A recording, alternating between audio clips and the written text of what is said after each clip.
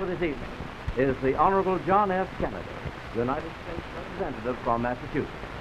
The opinions expressed are necessarily those of the speaker. Viewers, of course, will remember you for your previous appearance on the Cornoscope.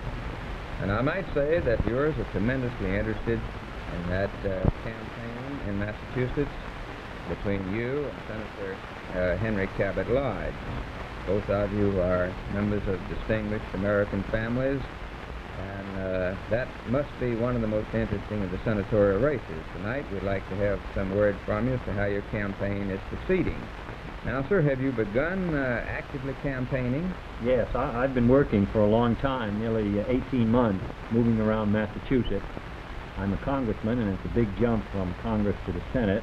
I represent only one of 14 congressional districts in Massachusetts. Is your district in Boston? Yes, it is, and the city of Cambridge and part of Somerville, and therefore it's required a great deal of my time. Now, both of these senators in Massachusetts are now Republicans, aren't they? Yes, that's right, Senator Saltonstall and Senator Lodge. And who was the last Democratic senator? Senator David Walsh, who Senator Lodge defeated in 1946, had been senator for a great many years. Now, what chance, Congressman, do you think you have of reversing that situation and getting a Democrat in the Senate? Well, I guess all candidates are optimistic. They're like prize fighters. I feel that there's a good chance. I believe that Massachusetts in the presidential year is a Democratic state. It's gone Democratic every year since 1928, when Al Smith ran by increasingly large figures. And though we do have 2 Republican senators, I think that the trend in Massachusetts is definitely Democratic, and I believe Massachusetts will go Democratic again this year. What are the issues which you think will make it go Democratic? Well, I think that the state is naturally a Democratic state. The 2 Republicans have won against the trend. It's a urban area, a working men and women who have supported, in most part, the Democratic program for social legislation. And for that reason, I believe, with a large turnout, which we should get this year, and when a large turnout comes out, the state goes Democratic. I believe, therefore, that we will end up being Democratic this year. The character of your constituents is interesting. You say that most of the vote in Massachusetts is a city vote, is an urban vote. Well, certainly the Democratic vote is largely urban, and I would say that the majority of the citizens live in urban areas. And most of the farm people, what farm people they are Republicans, I Yes, assume. that's right. It follows the countrywide pattern. And what is the, you mentioned the Al Smith election a moment ago. I believe that the Democratic vote is said to be largely Catholic, isn't it? Yes, that's right. Al Smith, of course, Massachusetts was always strong for Al Smith. But it is true, and I think it's true all through New England, that the urban areas made up of the groups that came into the country at the turn of the century, the Irish, the Italians, and so on, the Poles, the Portuguese, and so on, most of them moved into the Democratic Party. They were in the lower groups economically, and politics offered them a way up, and therefore my grandparents were all in politics, and it's followed on through, and politics has given all of us a great opportunity for advancement.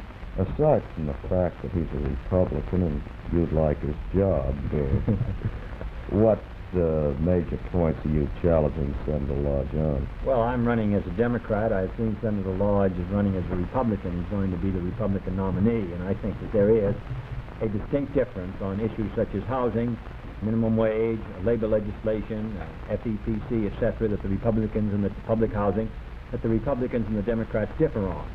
And I support the Democratic viewpoint on those issues. Not completely, and nor does Senator Lodge support the Republican viewpoint on those questions completely. But in the main, I think there is a division of opinion. I believe that there's been some publicity demanded, requested, a special session of Congress to deal with the price control issue. Is that correct, sir? Yes, that's right. I think that the law that we passed was a weak one and was made on the assumption that the hump in inflationary forces in the country had been reached. I don't think that's correct. We're going to have a $12 billion deficit this year, and because of the steel strike and other reasons, there are going to be shortages and more money in the hands of the consumers, and therefore I think we're going to feel the inflationary forces heavily this year. Now, is that, it wouldn't be fair to say that you've asked for that as a political tactic, would it? Well, it might not be fair, but some people might think that. I've been strong for price controls and supported them heavily, and I think that nevertheless, I think it's a bigger issue than either the success of the Democratic Party or the Republican Party. Politics isn't that important, and I think that both groups, and there have been Republicans who've been strong for price control, so I think that all of us have a responsibility. Do you think that there will be, you foresee a possible real hardship among your constituents if you don't have this special session of Congress? Well, I think that it's going up. We've reached the highest in the history the last month, and I think it's going to move up, and that does cause a hardship. And I think that the law is very unsatisfactory. In Massachusetts alone, unless the majority of the people go to the polls in the primary and vote for rent control go out of effect. A tremendous increase in rents in my area. So I do believe that the law is unsatisfactory and it could be strengthened, and I'm sure that both parties would strengthen it. Do you feel that foreign policy will be an issue in this contest with Senator Lodge? Well, not to a major degree, though. I think it's difficult to know exactly what... I don't know what Mr. Dulles is driving at in his criticisms of the administration's foreign policy. I think it's fair to say that Senator Lodge's record is probably stronger in support of the administration's foreign policy than mine has been. Now, what will come out of all that, Mr. Levine, at this point, I don't know. Where the Republicans are going to go in their criticism of at least the Eisenhower wing of the Republican Party, where they're going in their criticisms of the Democratic Party's policy, I do not know. To me, they're directly involved in its execution and administration, and therefore I can't see that it would be a major issue. To come back to the local problem for a moment, sir, a number of guests on this program have pointed out to our viewers that there's a serious condition existing in several New England states as a result of industry moving away. Are the people of Massachusetts gravely concerned on that score? Yes, that is a major issue. We've taken quite a beating in textiles and shoes, and they've moved to other areas of the country. I don't think we object to seeing the South and the West develop because it helps us. But I think we do feel that in some of our major cities, like Lawrence and Lowell and Bedford and Fall River, they've been tremendously hard hit. Well, now, how will that be reflected, that difficulty be reflected in the campaign between you and Senator Lodge? Well, I believe it's a major issue. I don't believe that our senators have fought for the interests of Massachusetts as the senators, for example, from the South have fought for the interests of their area, or for the senators from the Northwest have fought for the interests of their area. And I believe that one of the main jobs of a senator from the New England area is to fight for the interests of New England, as well as fight for the interests of the entire country. New England's been left way behind, and federal policies in some measure have discriminated against us in favor of other areas of the country. Well, now, just one lighter issue, Mr. Kennedy. I believe it happens that you are one of the bachelors in Congress, and you'll be running on a ticket with Mr. Stevenson, whom I believe his wife is divorced him. Now, do you think that that'll have anything to do, possibly adversely affect that Democratic chances in Massachusetts? Well, the voters might have sympathy on us because of our lack of companionship. It might help, but I think that there's no doubt that the voters like to see a large family, and it's a regret to me. Governor Stevenson's problem is well known, and he's expressed himself very clearly on it.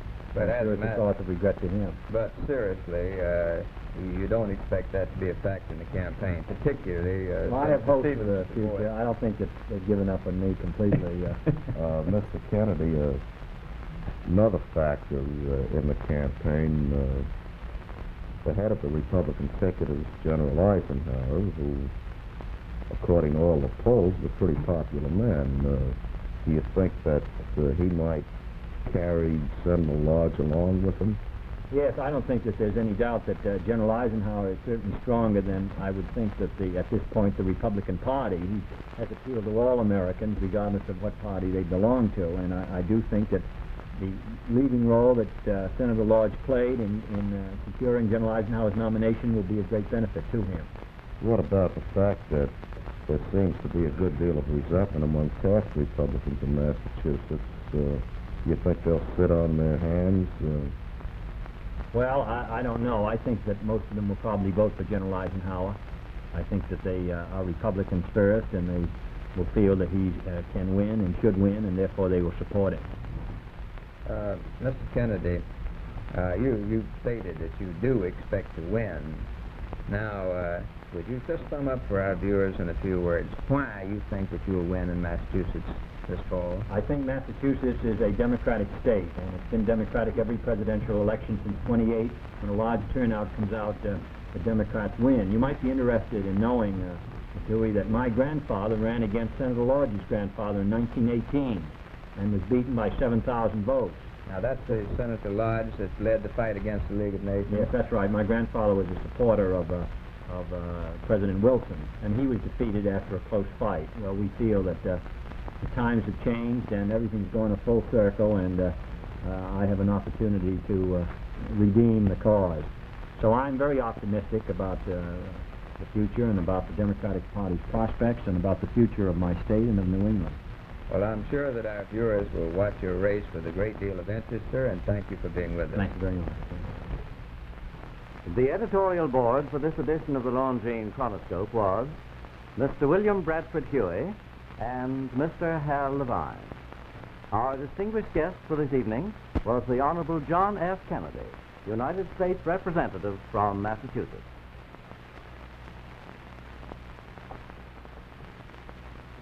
Longines has always recognized that purchasers of Longines watches expect a certain exclusiveness. Accordingly, each year, Longines produces many hundreds of styles and models to meet every taste and preference. So when you buy a Longines watch, it's like having a watch custom-made to your individual order. Each and every Longines watch is made to a single high standard of quality, the unique Longines standard that has won for Longines 10 World's Fair grand prizes, 28 gold medals, and highest honors for accuracy from the leading government observatories, making Longines, in fact, the world's most honored watch. The Longines watches now at your jewelers represent 86 years of fine watchmaking experience. They're unmatched for superiority of construction and beauty of appearance. And yet, do you know that you can buy and own, or buy and proudly give a Longines watch for as little as $71.50. Longines, the world's most honored watch, made and guaranteed by the Longines Whitmore Watch Company since 1866, maker of watches of the highest character.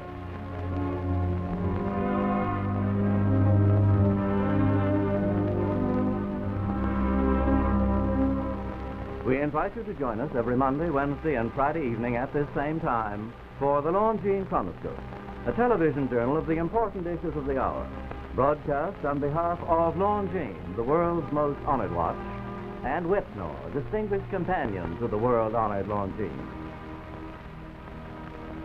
This is Frank Knight, reminding you that Longines and Whitmore watches are sold and serviced from coast to coast by more than 4,000 leading jewelers who proudly display this emblem, Agency for Longines Whitmore watches.